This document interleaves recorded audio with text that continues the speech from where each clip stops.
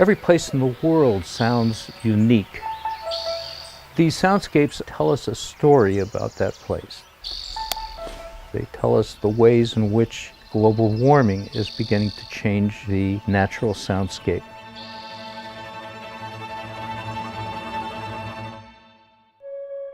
Just before the sun rises at first light is the dawn chorus.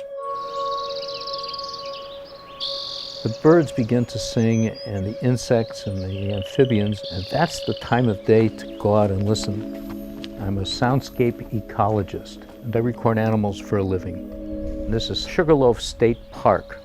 Every spring, I can probably be found there once a week, recording in the same spot, using the same kind of equipment, so that I can repeat these recordings over and over again and compare them. And I have quite an archive of material which shows over time this habitat has been changing pretty radically as a result of global warming and the California drought.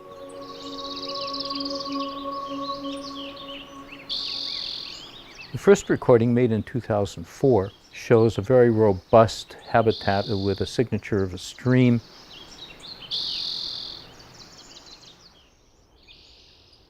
In 2014, things were changing radically. It was already the second year of the major drought in California. And in 2015, we had what I call a silent spring. Over 50% of my collection comes from habitats that are so radically altered, they're either altogether silent or can no longer be heard in their original form. Here's an example from Costa Rica.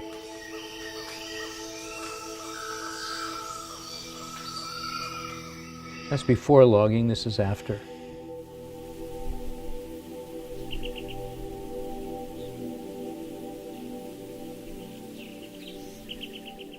Same spot.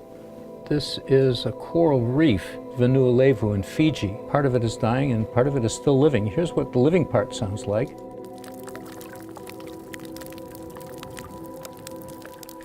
Here's what the dying part sounds like. Hardly any fish sounds. We really don't know what this means in the long run.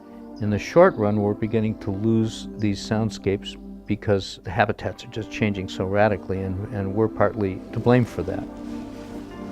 When I first began to record almost 50 years ago, I would go out into the field and just put on a pair of earphones and sit and listen because it made me feel good.